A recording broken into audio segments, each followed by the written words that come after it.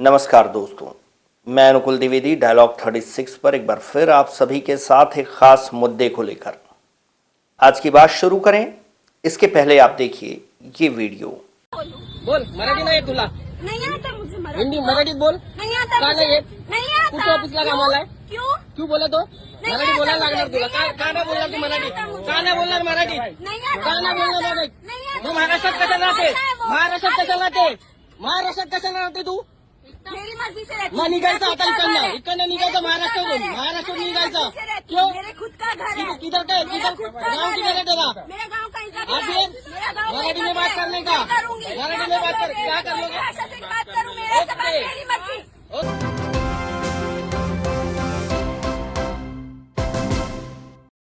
तो साथियों, इस वीडियो में आप बखूबी देख सकते हैं कि किस प्रकार महाराष्ट्र में एक लड़की को मराठी बोलने के लिए मेंटली टॉर्चर किया जा रहा है, जबकि शायद उस लड़की को मराठी भाषा बोलना नहीं आता।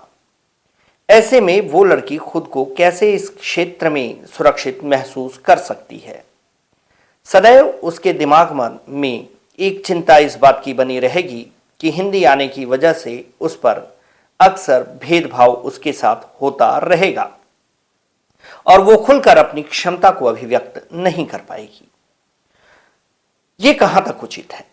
यदि आप भारतीय संविधान के अनुच्छेदों को देखें, उसकी मूल भावना को देखें, जहां हम देश के एकता, अखंडता और अस्मिता की बात करते हैं, उसे सुरक्षित रखने की बात करते हैं, वहां इस प्रकार के जो कुकृत्य हैं वो क्यों नहीं हमारे देश के संविधान को आहत करते हैं?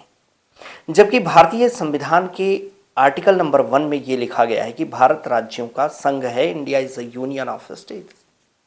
और वहीं भारतीय संविधान के भाग 3 के आर्टिकल नंबर 19D में आप देख सकते हैं जो यह कहता है कि भारत का कोई भी नागरिक भारत के किसी भी कोने में निर्बाध रूप से घूमने के लिए स्वतंत्र है। वहीं 19E कहता है कि आर्टिकल नंबर 19E कहता है कि भारत का कोई भी व्यक्ति भारत के किसी भी कोने में जाकर अपने लिए आवास बनाकर वहां रहने के लिए स्वतंत्र है। वहीं 19G ये कहता है कि भारत का कोई भी व्यक्ति भारत के किसी भी कोने में जाकर व्यापार व्यवसाय करने के लिए पूर्णतः स्वतंत्र है। ऐसे में यदि कोई नॉर्थ इंडिया का व्यक्ति साउथ इंडिया के किसी राज्य में जाता है, अपने लिए आजीविका की तलाश करता है, वह वहां रहना चाहता है या वहां घूमना चाहता है, ऐसे में यदि उन क्षेत्र के लोगों के द्वारा इन लोगों के समक्ष जो उस क्षेत्र की भाषा का ज्ञान नहीं रखते हैं, यदि किसी भी प्रकार का लैंग्वेज या कल्चरल बैरियर उत्पन्न किया जाएगा, निर्मित किया जाएगा, तो ऐसे में कैसे हमारे देश के संविधान की मूल भावना को ठेस नहीं पहुंचेगा? आप समझ सकते हैं, ये वही लोग हैं जो कहीं ना कहीं एक नैरेटिव स्थापित करना चाहते हैं कि हमारे देश के राज्यों में आज भी संवैधानिक संतुलन नहीं है और संविधान से लोग पूर्णतः खुश नहीं हैं। इसके प्रति लोगों में असंतुष्टि है और ये कहीं ना कहीं अंतरराष्ट्रीय मंच पर भारत की छवि को धूमिल कर रहा है। आज जब अंतरराष्ट्रीय मंच पर भारत अपनी एक निर्भीक छवि बना रहा है, एक संतुलित विकासशील राष्ट्र की छवि बना रहा है, ऐसे में इस प्रकार के कृत्य कहीं ना कहीं देश की छवि पर अंतरराष्ट्रीय मंचों पर प्रश्नवाचक चिन्ह लगाते हैं। आप यदि देखें और सोचें कि इस समस्या का जड़ कहां है, तो साथियों इसके लिए आपको भारत के भूतकाल में जाना पड़ेगा। भूतकाल यानी 1948, जब हमारा देश नया नया आजाद हुआ था और हमारे देश में राज्यों के पुनर्गठन की आवश्यकता महसूस हुई। ऐसे में हमारे देश के संविधान सभा के अध्यक्ष डॉक्टर राजेंद्र प्रसाद ने एक समिति का निर्माण किया राज्यों के पुनर्गठन पर विचार करने के लिए, और ये समिति थी दर आयोग। इसके दर जो कि इलाहाबाद उच्च न्यायालय के सेवानिवृत्त न्यायाधीश थे, रिटायर्ड जस्टिस थे, उनकी अध्यक्षता में एक 4 सदस्यीय दर आयोग का निर्माण किया गया, जिसका कार्य था राज्यों के पुनर्गठन पर विचार करना। और खास तौर पर ये दक्षिण भारतीय राज्य जहां पर भाषाई और सांस्कृतिक आधार पर राज्यों के पुनर्गठन की मांग जोर पकड़ रही थी, इस पर विचार करने के लिए बनाया गया था। दर आयोग ने अपनी सिफारिशों में इस बात को साफ स्पष्ट किया है कि भाषाई और सांस्कृतिक आधार पर राज्यों का पुनर्गठन नहीं होना चाहिए। यह देश की एकता, अखंडता और अस्मिता के लिए खतरा साबित हो सकता है, जबकि राज्यों का पुनर्गठन प्रशासनिक आधार पर किया जाना चाहिए। दक्षिण भारत की जनता, जो कि भाषाई और सांस्कृतिक आधार पर राज्यों के पुनर्गठन के लिए कृत संकल्पित थी, जोर शोर से वहां मांग उठी हुई थी कि भाषाई और सांस्कृतिक आधार पर दक्षिण भारतीय राज्यों का, कुछ राज्यों का पुनर्गठन किया जाए। उसने दर आयोग की सिफारिशों का पुरजोर विरोध किया। दरअसल 1920 के भारतीय राष्ट्रीय कांग्रेस के नागपुर के राष्ट्रीय सम्मेलन में ही कांग्रेस पार्टी ने भाषाई और सांस्कृतिक आधार पर राज्यों के पुनर्गठन को उचित ठहराया था और यही मामला तूल पकड़ता गया और आजादी के बाद भी लोग भाषाई और सांस्कृतिक आधार पर राज्यों के पुनर्गठन की मांग को लेकर अड़े रहे। अब दो चीजें थी, भारत लोकतंत्र, नया लोकतंत्र निर्मित हुआ था और भाषाई और सांस्कृतिक आधार पर बहुत भारी मात्रा में जनता के द्वारा राज्यों के पुनर्गठन के लिए मांग उठाया जा रहा था। लोकतंत्र में कैसे जनमत को संतुलित किया जाए, उनकी मांग का भी मान रखा जाए और किस प्रकार से देश की संविधान की मूल भावना को ठेस ना पहुंचे, देश की एकता, अखंडता और अस्मिता को सुरक्षित रखा जाए, ये सरकार के समक्ष बड़ी चुनौती थी। इसके लिए दिसंबर 1948 में जेवीपी समिति का गठन किया गया। जे यानी इस समिति के जो सदस्य थे, जे से जवाहरलाल नेहरू, वी से वल्लभ भाई पटेल और पी से पट्टाभी सीतारमैया। तो जेवीपी समिति का निर्माण दरअसल दर आयोग की सिफारिशों पर पुनर्विचार के लिए किया गया था।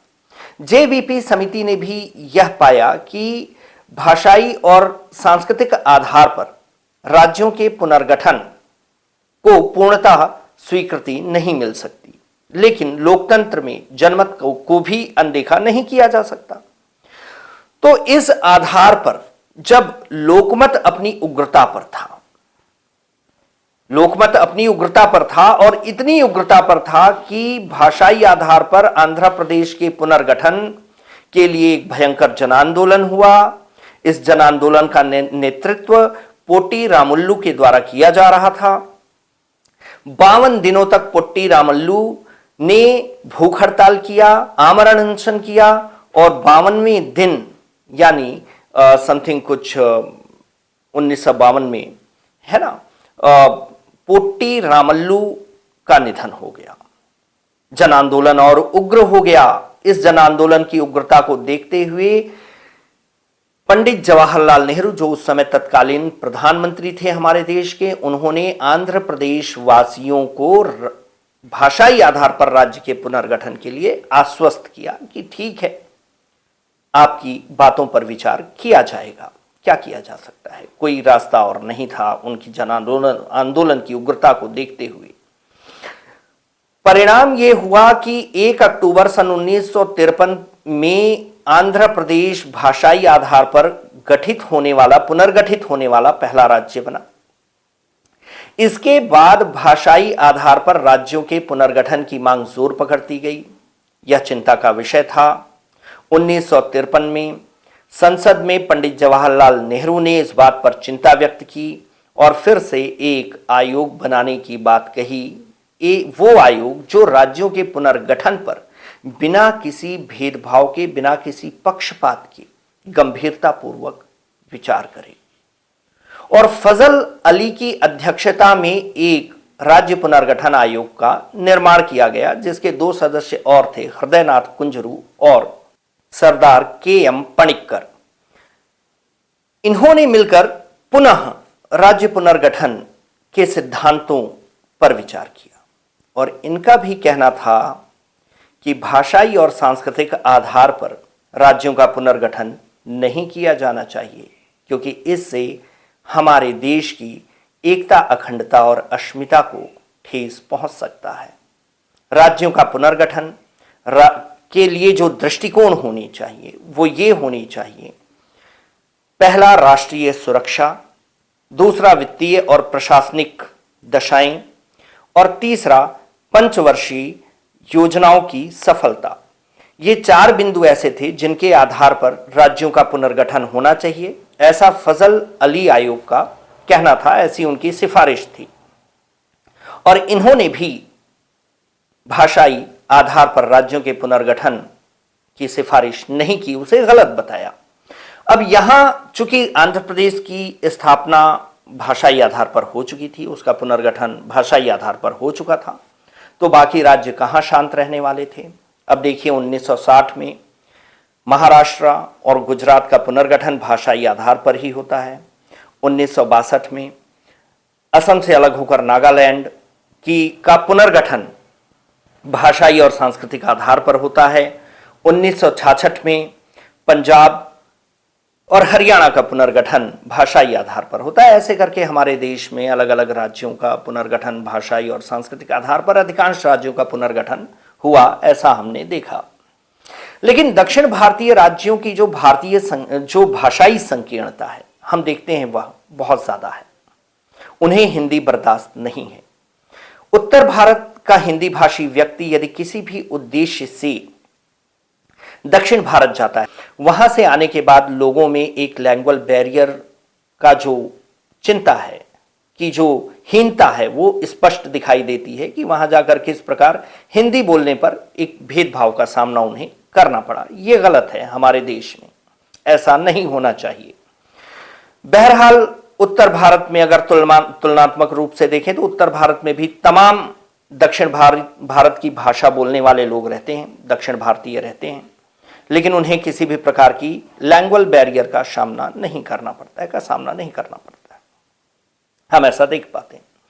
यहां तक कि मैंने बनारस के घाटों में भी देखा है कि घाट में यदि किसी घाट का नाम हिंदी में लिखा है, इंग्लिश में लिखा है, तो वो कई दक्षिण भारतीय भाषाओं में भी उस घाट का नाम वहां लिखा हुआ है, ताकि उन्हें किसी भी प्रकार का दिक्कत ना हो। वहीं आप दक्षिण भारत में देखें कि यदि हिंदी में कोई एक शब्द भी लिख दिया गया, तो ये जो भाषाई और सांस्कृतिक उग्रवादी हैं, वो जाकर उस पर उसे ब्लैक कर देते हैं, डार्क कर देते हैं, उसे मिटा देते हैं।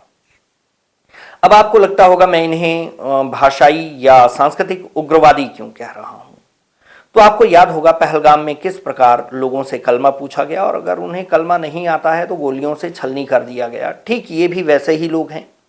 अगर कोई उत्तर भारतीय इस क्षेत्र में जाता है तो उससे पहले अपने क्षेत्र की भाषा बोलने को कहते हैं, और यदि नहीं आता है तो उसे पीटते भी हैं और मानसिक और भावनात्मक रूप से भी छलनी कर देते हैं। तो ये किसी उग्रवादी से कम नहीं है। वो तो कम से कम एक बार में मार दे रहे हैं, ये तो जीते जी भावनात्मक रूप से व्यक्ति को आहत करके छोड़ देते हैं। ज्यादा खतरनाक अपराध देखा जाए तो इनका है, और इनका भी एक दुरुस्त मरम्मत होना चाहिए, ऐसा मेरा मानना है। हमारा देश है, अनेकता में एकता के सिद्धांत पर चलने वाला देश है, वसुधैव कुटुंबकम की भावना रखने वाला देश है। ऐसे में ये जो छिटपुट भाषाई और सांस्कृतिक उग्रवादी हैं, इनका हमारे देश में कोई, हमारे समाज में कोई स्थान नहीं होना चाहिए। इनके कृत्यों का सभी को मिलकर विरोध करना चाहिए कि ये किसी भी प्रकार से इन्हें और मनोबल या प्रोत्साहन प्राप्त ना हो, और हमारे देश में आंतरिक शांति, भाईचारा, एकता, अखंडता और अस्मिता सदैव बहाल रहे। क्योंकि भारत एक विकासशील देश है और जल्द ही एक विकसित देश बनने की तैयारी कर रहा है। विश्व मंच पर हमारे देश की छवि अत्यंत साफ है और शांति प्रिय है। ऐसे में ये लोग एक नैरेटिव सेट करना चाह रहे हैं। हमारे देश में एक नकारात्मक विचारधारा ऐसी सक्रिय है जो भारतीय संविधान से संतुष्ट नहीं है और दूसरे क्षेत्र के लोगों को अपने क्षेत्र में बर्दाश्त करने को तैयार नहीं है।